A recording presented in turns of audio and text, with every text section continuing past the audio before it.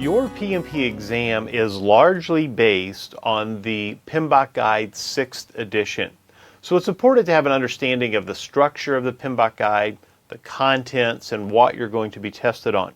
So in this lecture, I want to walk through the PMBOK Guide and point out some things that you should pay attention to. And this will also set us up for the remainder of the course as we explore the PMBOK Guide and those processes and knowledge groups. So let's take a look now.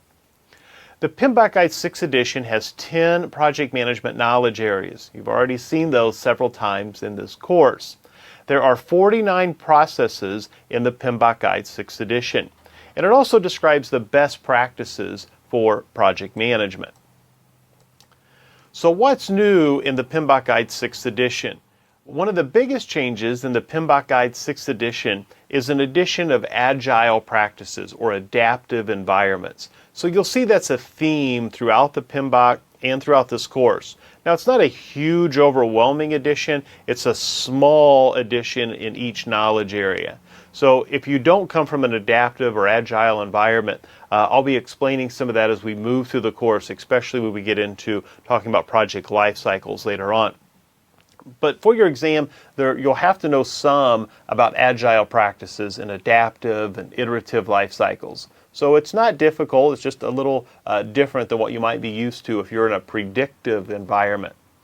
There's also been an addition of trends and emerging practices in each knowledge area. So for example, we talk about risk, there'll be trends and emerging practices for risk. So we'll talk about that in each knowledge area as we move through the course.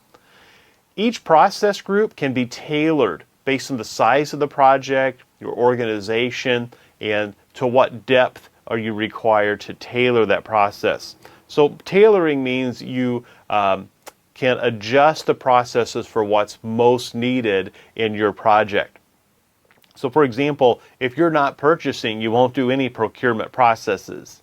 If you're doing a very small project, maybe you're replacing all the keyboards with wireless keyboards, that's your project. Well, we don't need to have a huge amount of study for that type of a project.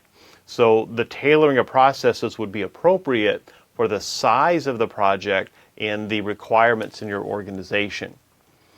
We'll talk about strategic and business knowledge. We'll talk about business value, hitting organizational goals or business goals, and also this idea of business knowledge, of identifying knowledge management's a new process and having a knowledge repository, and how do we manage that and organize it and recall from that. So it's a really important process we'll look at coming up.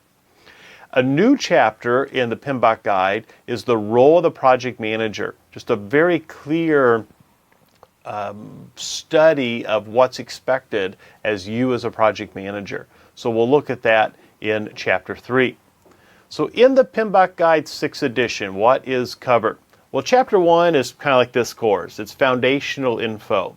Then we'll be getting into project environments. We're going to talk about the project manager role, as I just mentioned in Chapter 3.